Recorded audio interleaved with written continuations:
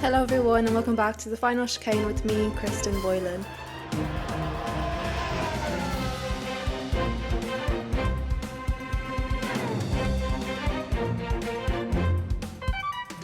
Hi guys, welcome to race review number 2 of the triple header. What race actually are we on in the entire year?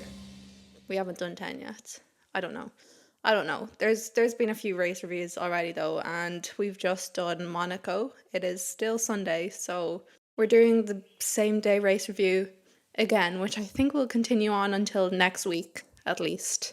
Same day race review means that the podcast gets posted at like 6 a.m. Monday.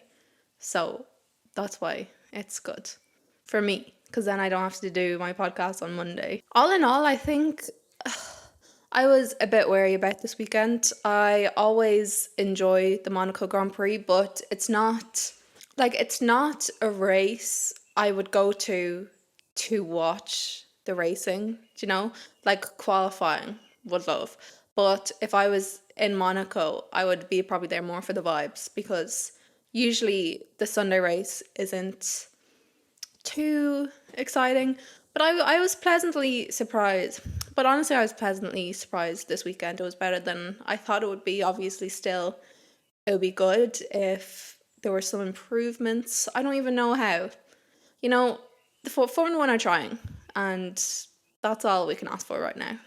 There's a fly flying around the room right now, and I don't know if the microphone can pick up that level of sound, but I'm finding it really bothersome because it's just so loud. One of those loud flies. So I'm going to just keep talking so I don't even hear it, and we're going to go to the final chicane brain game. Okay, so here is the riddle for this week.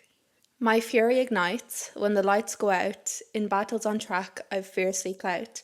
From land of the rising sun I came, with radio rants and fearless flame.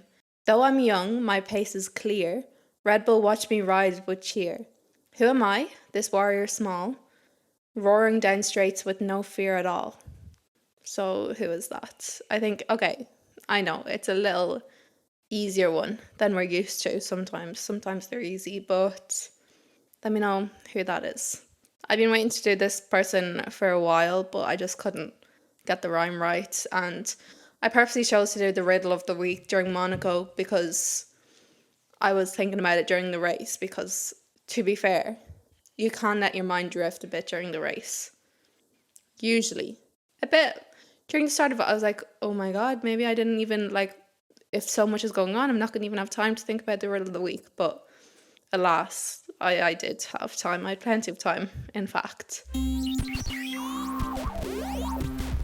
Right, so apart from the actual racing, what were the media moments of the Monaco Grand Prix? First of all, we had the F1 movie premiere. What is the movie called? Just like F1 or something? F1 the movie? It's something like that. Anyway, there was a premiere on in Monaco where all the drivers and their partners went. I think all the drivers were wearing their team kits and stuff like that. So it wasn't like it was literally just a premiere for the drivers to watch the movie, which obviously makes sense. I'm sure it's probably going to have some premieres, like actual premieres, but yeah, obviously they'd want the drivers to see it. A lot of the drivers said the same sort of thing about it. They were saying it's a good movie. It's definitely going to attract people to Formula 1 more, but maybe people who know every single thing about the sport and know exactly how things work and how things should be might not enjoy it as much. And personally, I'm glad that it's not. I wouldn't mind if it was 100% completely authentic, but it's also a movie and they have to add drama and some elements of a storyline and stuff like that. I haven't seen it, so I can't speak on it yet, but I'm okay with it not being 100% accurate to what Formula 1 is, again, because it's a movie. It's not gonna.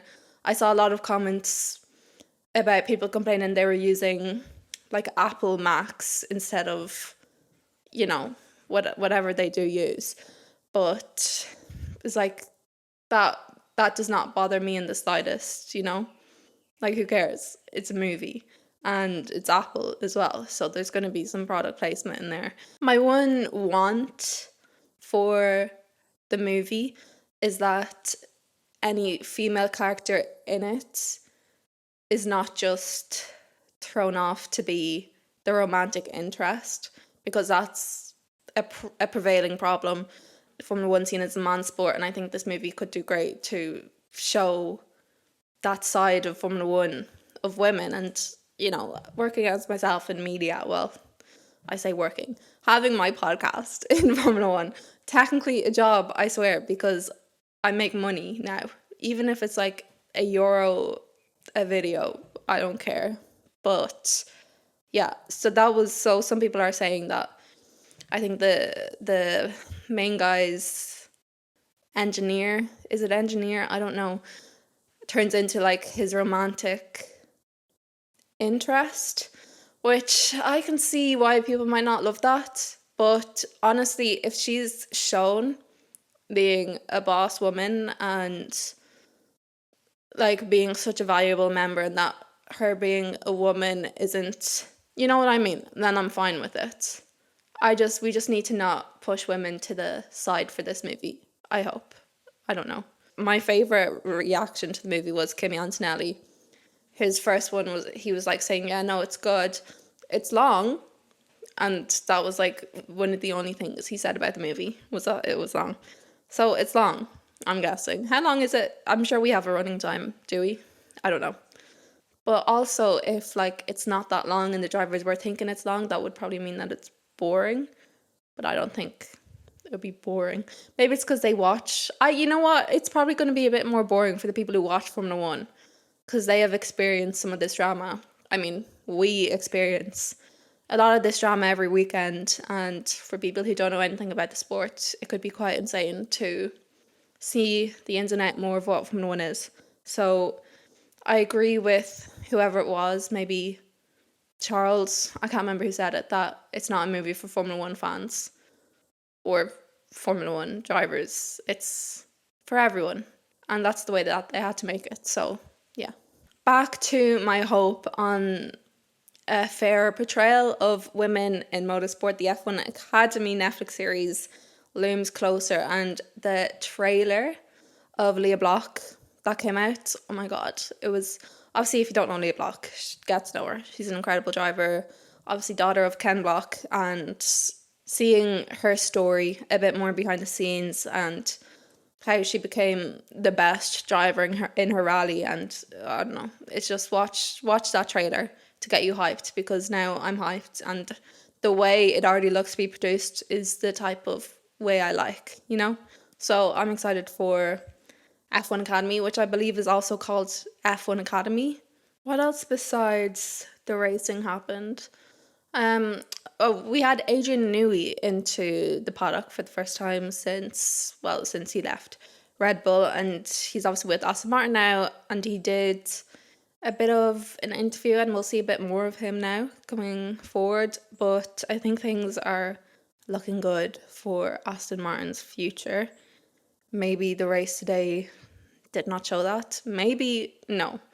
The race today definitely did not show that. But I think we still have. And then finally, because it wouldn't be a Final Chicane episode if I didn't find something to talk about with Daniel Ricciardo, obviously. But did we see his new Instagram post? He made a post driving like a really slow tractor, and he captioned it Frank Herman, which is obviously Max's, the fake person Max came up with was Franz Herman, which he set the record with. So as like an opposite to that, Daniel created his brother driving a slow tractor, and get this, okay? The only person he let comment on the video, he turned his comments off. I mean, he turned them to limited. So whoever he picks can comment, or his close friends, or whatever that is. And the only person who could comment was Max Verstappen. And Max did. Max commented some laughing faces. So we've had a bit of interaction with Daniel and Formula One. Most importantly, Daniel and Max. So that was the best thing. And then one of Max's friends brought it up on their streams, and Max asking something like, oh, where's your brother Frank? and Max told him that he is busy in Australia and to leave him alone. So we've had our bit of Max Daniel content for the year, maybe the first bit of content since Australia when they played paddle together. And, you know, I like my Daniel Formula One content, which, since he's not in Formula One anymore, has been scarce. So I live for these sort of moments. Let's actually talk about the racing, though. We have Formula 2 to talk about as well, because obviously, as an Irish Formula One podcast, what am I doing if I'm not supporting and talking about Alex Dunne? We also have Fionn McLaughlin in F4, so if anyone wants more updates on him, please let me know. In typical Monaco fashion, free practices were a little messy. Charles, first of all, started off the weekend quite messy, which did not do much for my hopes from this weekend. And I think most people want Charles to do well in Monaco, whether you're a fan of him or not.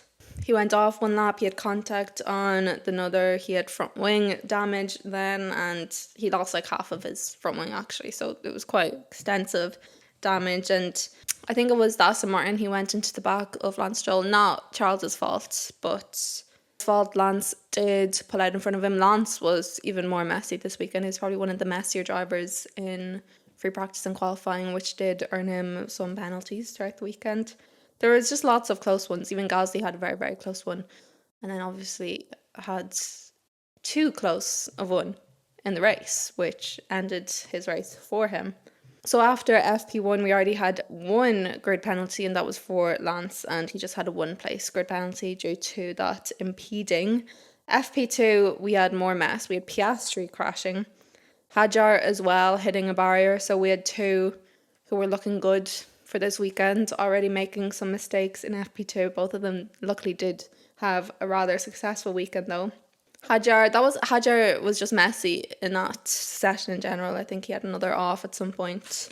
We had Ollie Behrman with a 10-place grid penalty after the free practices for a red flag infringement. It was a clear red flag infringement, and if you're watching the show afterwards, they were talking about how, look, it's going to be a 5-place grid penalty. Like, this has happened before. This is what they always get. So I was expecting the 5-place, but that 5-place ended up turning into a 10-place grid penalty.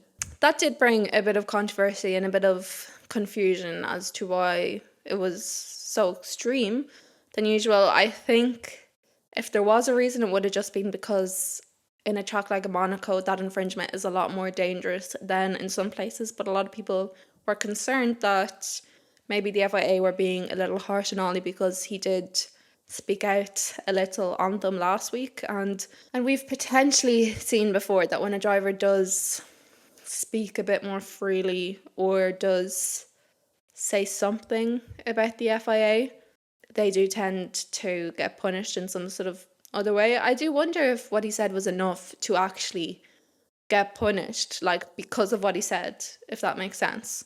Because you know the new rules, okay, but I didn't say anything about that. But I'd say if they wanted to, they would find a way to punish him for that. So yeah, that obviously didn't start Ollie Behrman's weekend off very nicely. Lance Stroll, obviously with his 1-place penalty. But moving on to quali, my favourite part of the Monaco Grand Prix weekend. I like watching Monaco, okay? Even if it's boring, I do enjoy watching it because even if they're not overtaken that much, there's always that risk. And also, it's sort of just a satisfying track to watch people go around because you literally touch the barriers. And you sometimes, when you touch the barriers, that's the best lap that you're going to get. So I do like it for that, and I do want it to change. You know, if every race was like that, it would be boring.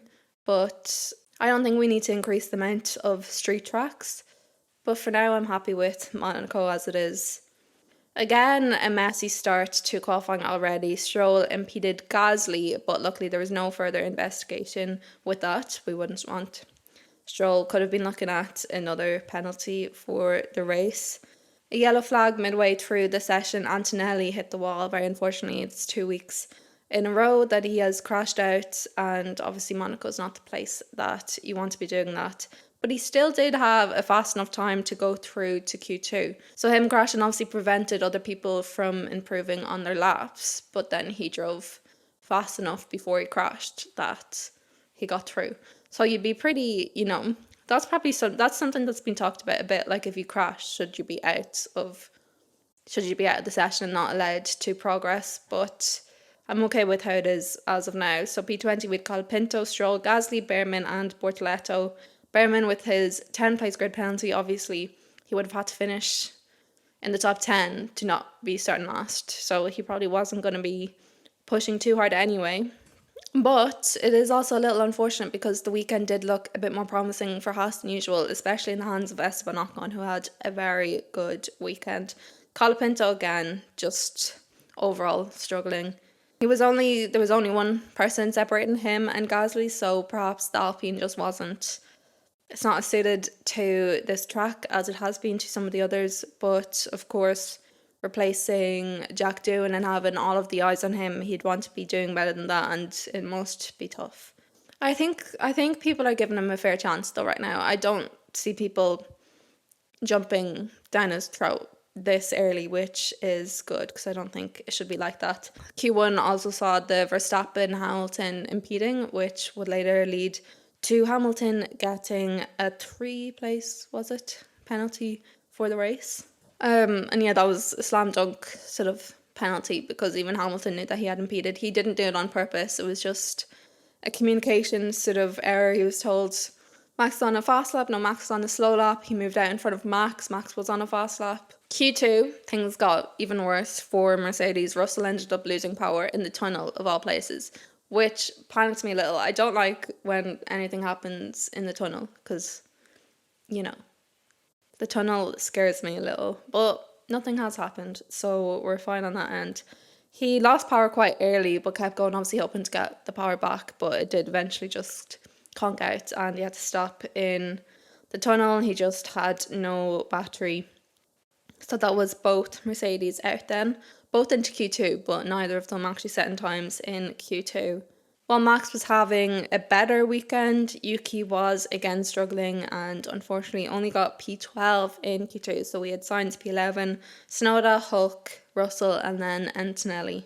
Piastri was through safe in Q2, like clearly, especially because there was 2 cars that weren't even doing their final laps, and he was obviously just checking to do one final lap before Q3 to see what areas he had to improve on or what was going on there, and he touched the wall and honestly I nearly threw up. Like, I thought he was just going to destroy his car for no reason before he even got to race in Q3. So that was actually a little terrifying. But he did finish P4 anyway. Lawson also reached Q3, as well as Hadjar, of course. But something Lawson has obviously struggled to do, and he's been on great form this weekend, and he continued on great form as well. He was very much a team player. So that was quite impressive of Lawson. I think he should be proud of that weekend. And then Esteban, how happy Esteban was when he got into Q3. Like, that just makes it for me. I don't care who comes where, but if they're like so happy that they get into Q3, it just shows how much it means to them. And I love that. And I always love that about Esteban. Like, he's just so happy.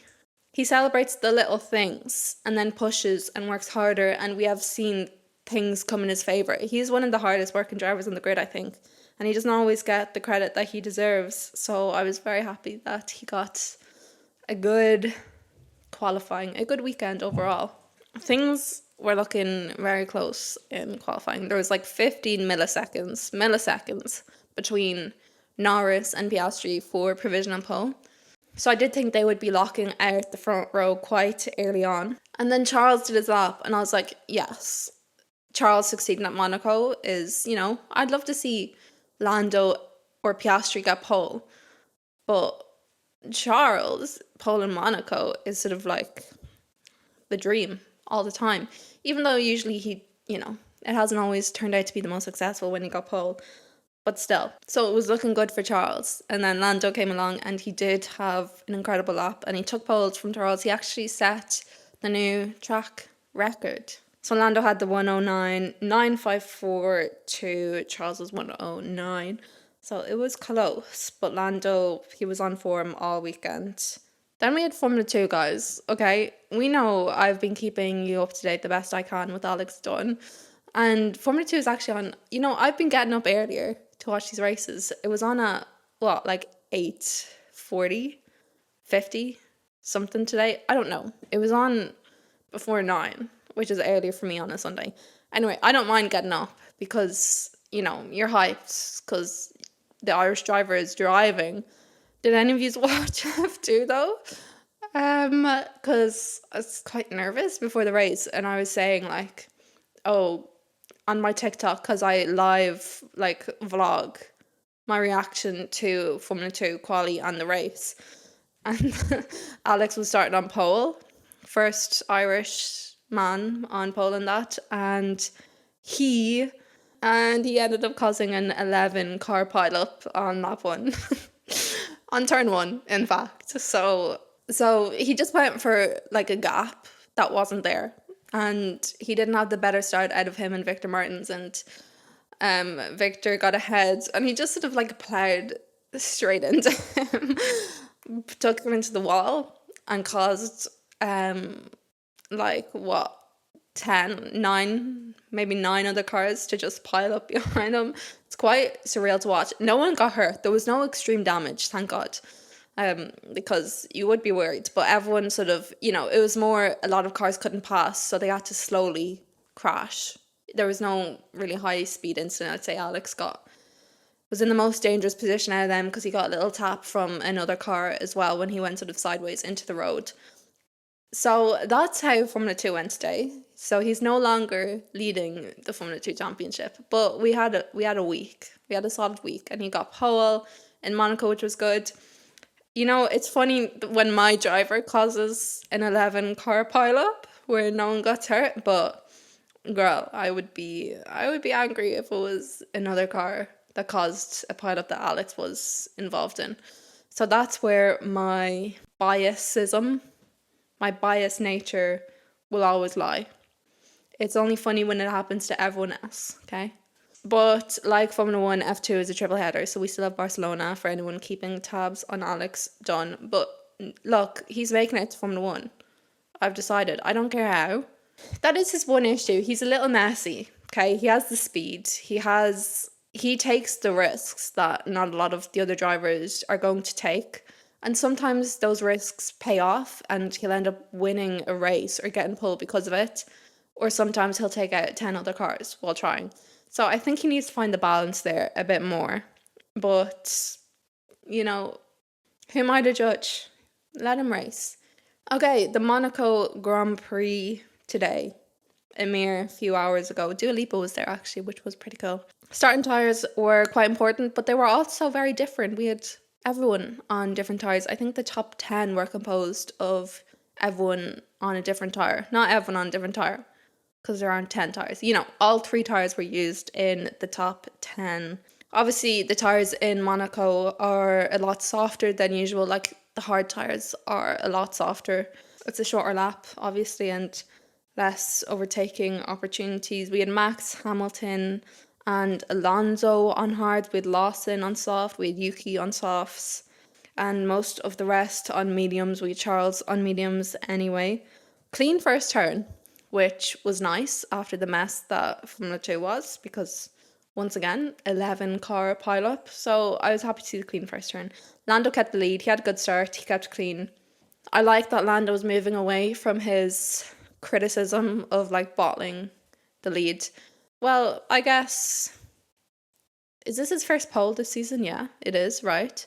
So we haven't really seen him get the chance, but it's his first ever pole in Monaco as well. So he did very well to keep that, and he had a good start, and I'm happy. Charles also had a good start, but again, given the nature of Monaco, he wasn't really close enough to go for a proper overtaking move on Lando, and then Lando just started to pull away eventually because of the power in that McLaren. So from the start, you knew that realistically, if Lando is finishing this race, more than likely he's finishing at P1, because it'll be very hard for someone to overtake him if he doesn't make some sort of mistake. Borletto was the first flag to be brought out, but he got it moving again and back to the pits. So the green flag wasn't too far behind, and he got going, finished the race in the end, which was lucky. We had a few pits on lap 2 with Yuki, Behrman and Gasly. Obviously Borletto as well when he needed to get that damage fixed. So Bortoletto's crash was a bit of an incident between him and Kimi, it didn't look really to be Kimmy's fault at all. It was just one of those things. Kimmy sort of had the space and would let her try to keep his position, but he should have backed off, I guess. You know, it's hard to back off though in that sort of thing. And he ended up going into the wall, but it was lucky that he did. The car survived and he got to keep going. There was no investigation anyway. The pits during the virtual safety car were also handy for that. Ida Behrman though did have a slow stop. I think they had, was it that they had Esteban's tyres ready and they didn't have his tyres ready, so you saw them scrambling for the right tyres, and obviously that slowed it down, and ultimately Ollie Behrman did not have the greatest race. Obviously lapping lap 2 of the entire race, the last thing that you sort of want is for something to go wrong in that pit stop. We saw an end to the virtual safety car in lap 4, and obviously by lap 4 anyone who was on the softs had pitted, so we'd no one left on the softs. Lucky for the softs, because they started on softs expecting there to be an incident, and there was that brief incident. Obviously they would have rathered a red flag or a full safety car, but virtual safety car better than nothing. All in all though, it didn't seem to be the better strategy anyway. Top 3 were on mediums. Ollie Behrman though, on his new tyres, kept the fastest lap for quite a bit into the race. He was running P19, but I was thinking things would go well when other people started to pit then, but things didn't get much better for Ollie Behrman. Unfortunately, his race sort of went nowhere. There was a yellow flag on lap 9. Yuki and Pierre had a bit of an incident. Pierre went straight into the back of Yuki. It just looked sort of like, obviously wasn't intentional, and it didn't look too much like a move that he was trying to make either. It was just sort of, I guess, the perils of the Monaco track, and Pierre got quite significant damage. He had the whole, not just the tyre, he had the whole wheel coming off and his brakes stopped working. So when he went into the pits as well, he couldn't even stop in his pit box because he just kept rolling. And I think he rolled, where was that he rolled? To like Alpine or Williams somewhere? I don't know. So then the pit lane had to be closed because they couldn't have a car just chilling in a random place in the pit lane, and there might have been a bit of debris in there as well. So no one could pit at that point, but no one was really ready to pit. It wouldn't have really benefited anyone at that point anyway. And the way that Pierre came back onto the track, he also nearly took out Colapinto when he came back onto the track, so he was quite lucky for that not to have happened. I'm pretty sure a penalty will probably come to Pierre if it hasn't already. I haven't got a notification on my phone, so I'm not sure if he has, but he kept driving when the car was in that unfit condition, which alone could be a penalty, but also the move itself that caused that disaster could have been a penalty. It didn't affect Yuki's race too much, but then again, Yuki's race wasn't much at that point. It was quite early into the race as well. Yuki's race didn't turn out to be much. I don't know if he got damage. He might have got a little bit of damage, but it was nothing significant. The green flag then returned lap 11. Hulk pitted lap 13, but then most pit stops were happening around lap 17. You know what I did actually, which was so dumb? When I was watching Formula 2, I rewinded the TV to rewatch the crash, like to see what happened. And I forgot to fast forward it again. So I was watching everything like 5 minutes delayed because I went into the kitchen to get a drink in the middle of the race and turned on the TV in there. And they were so ahead. I was so confused. Then I realised that I was watching it 5 minutes behind. I don't know how I didn't notice that the race started late. Like, I wasn't looking at my phone. But that was a dumb thing. So remember, if you're rewinding, to always unrewind. Fast forward back to where you were. It was when these pit stops were happening. They were all happening in the kitchen. And I was like, what do you mean lap 17? We're on lap 11. What's going on?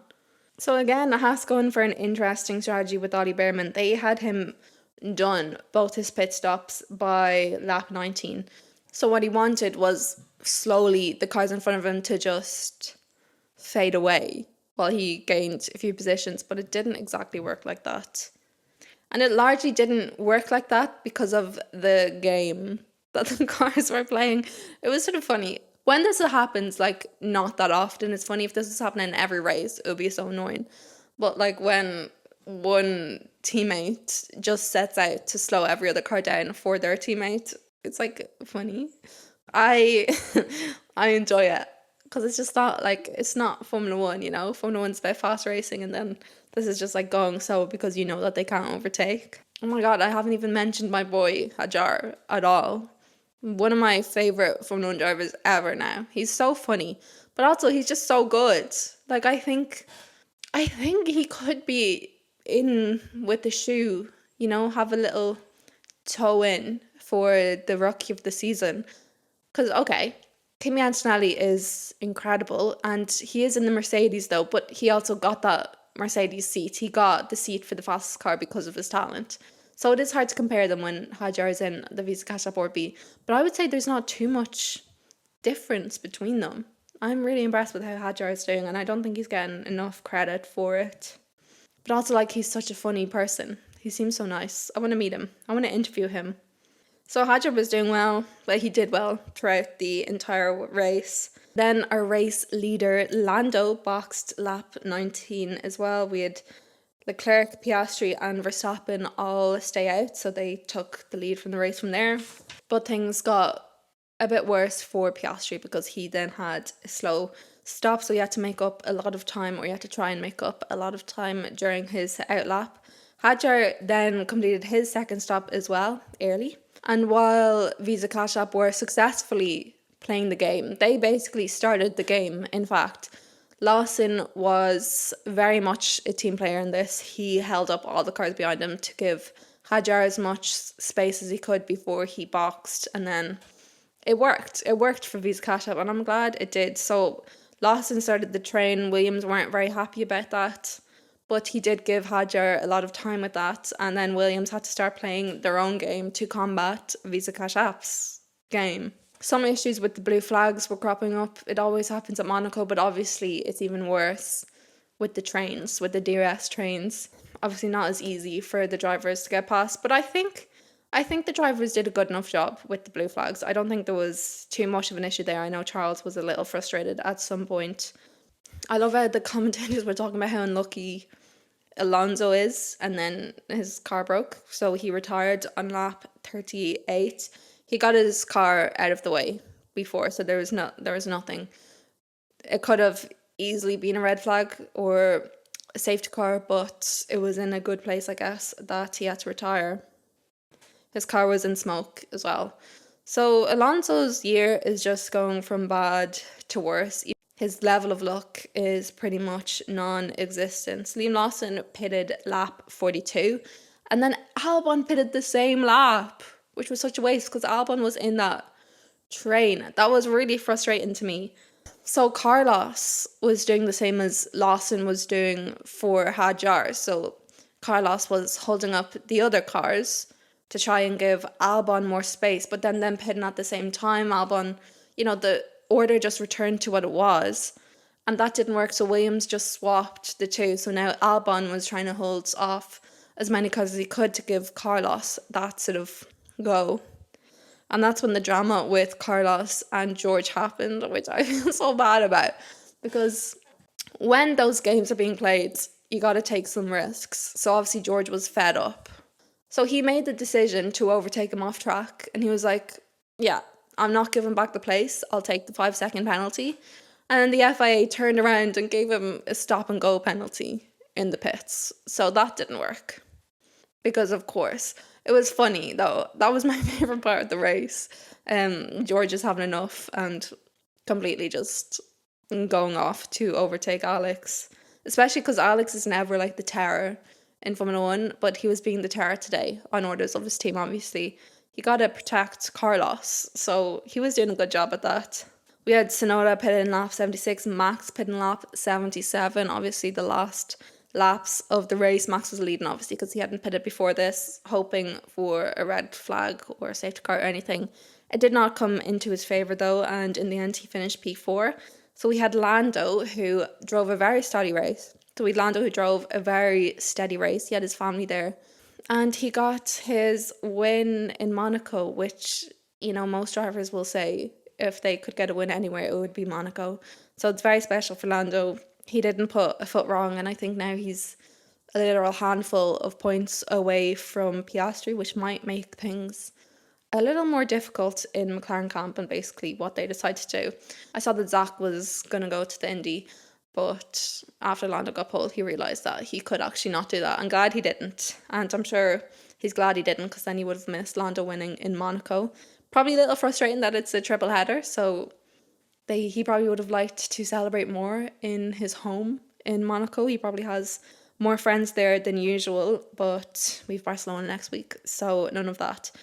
Charles came home in P2. At least he got a podium, which is something. But realistically, Charles is always going to be disappointed with anything that isn't a win. In Monaco, Piastri, P3, Verstappen, Hamilton, Hadjar, the icon, and then Ocon as well, holding in there. He's insane. I'm proud of them. Hadjar and Ocon, they're the silent little devils. Lawson as well, making an impact. One of his best races. I'd say probably his best race. Best weekend maybe altogether of the year so far. Albon, Sainz, Russell finishing out in P11. And that was the Monaco Grand Prix. So it was fun. I enjoyed it. I'd say the most exciting part, like halfway, was just the George getting fed up and overtaken off the track. You know, it did get a bit boring. I was listening quite interestingly to what the commentators thought, and I do agree. Formula One, the FIA, they needed to try something, so they tried the 2-stop. Would it be better if it was a mandatory stop, you know, one stop in the first half of the race, another mandatory stop in the second half of the race? I think that would just bring a lot of confusion, and maybe we could just let Monaco continue to be boring. But I'm also, like, I don't want Monaco to get taken off the calendar, and I don't want it to be put on a rotation either. I enjoy Monaco every year, even if it's boring. So it's quite a conflict. You know what? Crofty was very joyful this weekend. I thought his commentary was good. I was quite happy with the commentary this weekend in general. I do enjoy Jensen on commentary, and he was doing the post-race interviews as well. That's always good. And Barcelona next weekend, guys, this one is going to be hard because I was there last year, as you know, because I talk about it all the time. And I had the best weekend of my life. And it's like, soon I'm going to get all the memories of all my selfies with the F1 drivers.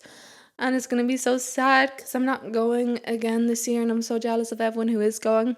I'm going to Belgium next week though, so at least I have that to get me through. And I'm going with the same person that I went to Barcelona, so maybe we'll strike up a bit more luck. But yeah, I'm pretty sure it's a bank holiday weekend in the UK. I think Sky Sports said that. So anyone listening from the UK, I hope, well, you're listening on the Monday. I hope you have a good bank holiday Monday.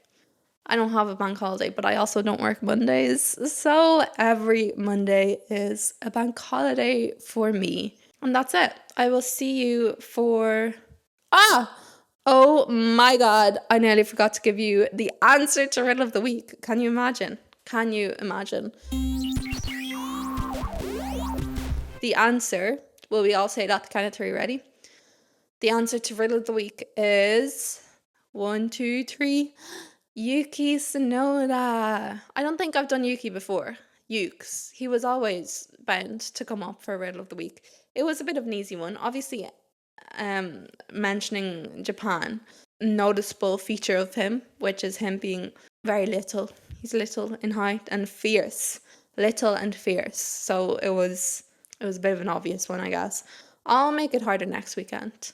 Last year I did the live Riddle of the Weeks at the Barcelona Grand Prix. I think it was Alonso last year because I wanted people to get it. So I did one of the Spanish drivers. That was fun. I haven't done a live Riddle of the Week since because, I haven't been to a race since Barcelona last year. So let's pray. Maybe there'll be another live Riddle of the Week this year. I don't know. I can't afford to go to a race this year, guys. I really can't. We might have to wait. But, so thanks for listening today. And if you've continued to listen, thanks very much. There'll obviously be another race review for Barcelona next Monday, same time. And I'll see you then. So bye.